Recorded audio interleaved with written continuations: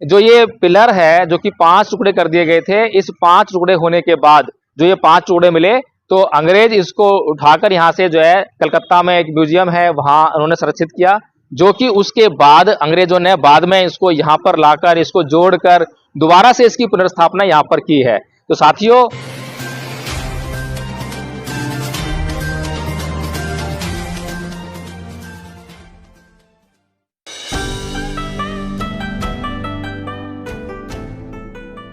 जय भीम, नमो साथियों आज हम आए हैं हिंदूराव हॉस्पिटल। जी हाँ साथियों, दिल्ली में हिंदूराव हॉस्पिटल है जो कि एक पहाड़ी पर स्थित है, आप देख सकते हैं सामने। लेकिन मैं आपको बता दूं कि हम यहाँ पर अपने इलाज के लिए नहीं आए हैं, बल्कि एक बहुत ही महत्वपूर्ण इमारत यहाँ पे हमें दिखाई दी है, उसको दिखाने के लिए यहाँ पर आए हैं। और यहाँ पर बिल्कुल इसके सामने आप दिखाई देगा ये अशोक पिलर, अशोक स्तंभ, आप देख सकते हैं यहाँ पे बोर्ड लगा हुआ है, बहुत बड़ा और स्पष्ट बोर्ड लगा हुआ है अशोक स्तंभ का। और आइए देखते हैं कि इसका इतिहास क्या है।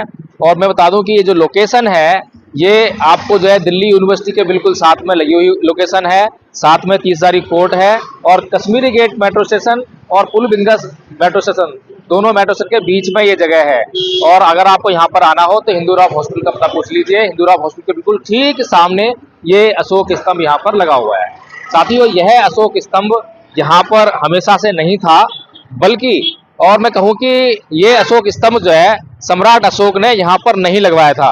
यह अशोक स्तंभ सम्राट अशोक ने मेरठ में लगवाया था और मेरठ से इसको फिरोज तुगलक नाम का जो राजा था, शासक था, वह यहाँ पर लेकर आ गया था। और आपको मैं दिखा दूं कि इसकी बदहाली का सबूत कि यहाँ पर ये जो इमारत है, ये जो स्तंभ है, ये सरकार के द्वारा, एएसआई के द्वारा संरक्षित है। यहाँ पर सामने आप देखेंगे एक बोर्ड भी लगा हुआ है, उसको भी पढ़ेंगे। और यहाँ पर जो है संरक्षित करने के लिए ये गेट बनाया गया था, ताला लगाया गया था, लेकिन आप देख सकते हैं कि यहाँ पर जो है इस ताले के होने का कोई भी मतलब नहीं है। ये गेट ऐसे खुल सकता है और हम इसके अंदर आराम से जा सकते हैं। जबकि ऐसी संरक्षित इमारतों को जो है किस प्रकार से संरक्षण दिया जाना चाहिए, कितनी महत्वपूर्ण इमारत है, यह यहाँ पर लिखा हुआ है। इस बोर्ड के द्वारा बताया गया है कि कितनी महत्वपूर्ण इमारत है। इस बोर्ड पर लिखा गया है कि यह स्मारक प्राचीन स्मारक एवं पुरातात्विक स्थल व अवशेष अधिनियम 1958 के अंतर्गत राष्ट्रीय महत्व का घोषित किया गया है। यदि कोई भी इस स्मारक को क्षति पहुंचाता है, नष्ट करता है, विलक अथवा परिवर्तित करता है, कुरूप करता है, खतरे में डालता है या दुरुपयोग करते हुए पाया जाता है, तो उसे इस अपकृत्य के लिए 3 माह तक का कारावास या 5,000 रुपए तक का जुर्माना अथवा दोनों से दंडित किया जा सकता है। प्राचीन स्मारक एवं पुरातात्विक स्थल व अवशेष नियम 1959 के उप नियम 32 तथा 1992 में जारी की गई अधिसूचना के अंतर्गत संरक्षित सीमा से 100 मीटर तक और इसके आगे 200 मीटर तक के समीप एवं निकटस्थ का क्षेत्र खनन व निर्माण कार्य के लिए क्रमशः वर्जित तथा नियंत्रित क्षेत्र घोषित किया गया है। इस क्षेत्र में किसी भी प्रकार के भवनों की मरम्मत, परिवर्तन तथा नव निर्माण हेतु भारतीय पुरातत्व सर्वेक्षण से पूर्वानुमति प्राप्त करना आवश्यक है। साथियों, इस बोर्ड में इस इमारत को बहुत ही महत्वपूर्ण दर्शाया गया है, लेकिन इस इतनी अति महत्वपूर्ण इमारत को अगर कोई क्षति पहुंचाता है तो उस क्षति को किसने पहुंचाया है, यह देखने के लिए आप देख सकते हैं कि यहाँ पर आसपास किसी भी प्रकार का कोई कैमरा वगैरह नहीं लगा हुआ है। यानी कि आप देख सकते हैं यहाँ पे कोई गार्ड भी नहीं है। कोई भी व्यक्ति अगर यहाँ पर इस इमारत को क्षति पहुंचाता है, क्षति पहुंचा के चला जाता है, तो सरकार उसको कैसे रोकेगी, कैसे उसको दंडित करेगी। ये कह सकते हैं कि ये जो केवल जो बोर्ड लगाया हुआ है ये खाना पूर्ति मात्र है। इसके बाद साथियों अब हम पढ़ते हैं इस इमारत के इतिहास की तरफ। यह इमारत जो है यहाँ पर फिरोज तुगलक के द्वारा ये जो अशोक स्तंभ है जो कि सम्राट अशोक ने मेरठ में लगाया था, उसको यहाँ पर लाया गया। और आप एक स्तंभ जो है फिरोज तुगलक का जो किला है यहाँ से तकरीबन 5-6 किलोमीटर की दूरी पर है, वहां पर भी आप देख सकते हैं, मोरी गेट के पास में है, जहाँ पर के फिरोज कोटला मैदान जो क्रिकेट स्टेडियम है उसके साथ में ही वो किला भी है। तो वहां पर भी एक अशोक स्तंभ लगा हुआ है और ये एक अशोक स्तंभ यहाँ लगाया हुआ है। मैं बता दूं आपको कि ये अशोक स्तंभ यहाँ पर फिरोज तुगलक ने इसलिए लगवाया था क्योंकि ये जो जगह है ये उसके शिकार खेलने का स्थान था। जी हाँ साथियों, ये शिकार खेलने का स्थान था जिसको कि कुशक शिकार पैलेस करके जो है ये तो इंग्लिश में लिखा हुआ है। यहाँ पर मैं आपको अच्छी तरह बता दूं कि क्या लिखा हुआ है इसमें, इसका नाम क्या है। इसका नाम है हंटिंग प्लेस इंग्लिश में हुआ, और जो कि कुशक ई शिकार, और ये 1356 में यहाँ पर स्थापित किया गया था।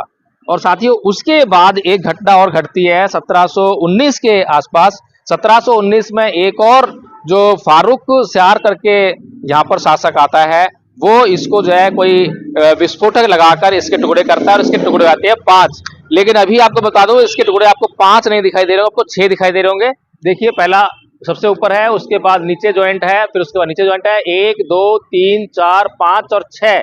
अब ये 6 टुकड़े कैसे हुए हैं ये मुझे नहीं मालूम है, ना ही इसके बारे में यहाँ पे कुछ लिखा हुआ है, लेकिन यहाँ पर 5 टुकड़ों का जिक्र किया गया है। फारूक स्यार ने इस अशोक स्तंभ को एक्सप्लोजन लगाकर 5 टुकड़ों में विभाजित किया था। तो साथियों आप देख सकते हैं कितनी महत्वपूर्ण इमारत है। और ये जो 5 टुकड़े जो मिले और इनके ऊपर ब्रह्म लिपि में लिखा हुआ है, ब्रह्म लिपि यानी कि धम्म लिपि। ब्रह्म लिपि कुछ लोगों ने उसको नाम दे दिया है, लेकिन जो कि धम्म लिपि है, धम्म लिपि यानी कि सम्राट अशोक ने जिस लिपि का प्रयोग धम्म के उपदेशों को देने के लिए, लिखने के लिए प्रयोग किया, उस लिपि को जो है धम्म लिपि कहते हैं, जो कि इस स्तंभ पर लिखी गई है। और इस स्तंभ पर सम्राट अशोक का जो संदेश है वो धर्म के प्रचार के लिए और लोगों के सुख शांति और उनकी प्रसन्नता को बनाए रखने के लिए इसमें एक संदेश दिया है, जो कि इस पे उकेरा गया था धम्म लिपि में।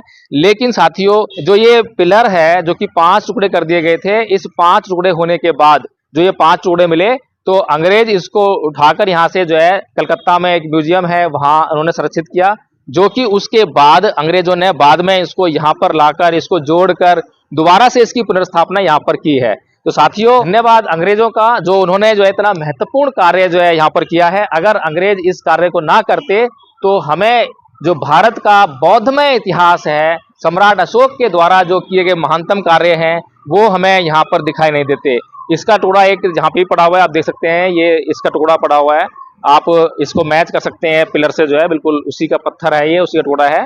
तो साथियों भारत बौद्ध में था और भारत को बौद्ध में होना पड़ेगा, क्योंकि भारत बौद्ध में था तो सुख शांति और समृद्धि से भरपूर था। आज भारत बौद्ध में नहीं है तो तरह तरह के क्लेश, तरह तरह की अशांति आज उसके जीवन में व्याप्त है। सांप्रदायिकता है, जातिवाद है, हिंसा है, हर कोई बीमारी से ग्रस्त है। लेकिन अगर हमें इन बीमारियों से बचना है, इस देश को इस बीमारियों से निजात दिलाना है, तो बुद्ध के धम्म को पुनर्स्थापित करने की जरूरत पड़ेगी। जैसे इस पिलर को अंग्रेजों ने पुनर्स्थापित किया, वैसे ही हमें जो हमारा धम्म है उसको पुनर्स्थापित करने की भारी आवश्यकता है। इसीलिए परम पूज्य बाबा डॉक्टर भीमराव अंबेडकर ने भारत के लोगों को 14 अक्टूबर सन 1956 को बौद्ध धर्म ग्रहण करके एक बहुत बड़ा संदेश दिया कि इस देश को, इस दुनिया को अगर सुख शांति और समृद्धि की तरफ बढ़ना है तो वो केवल और केवल बुद्ध के मार्ग से संभव है।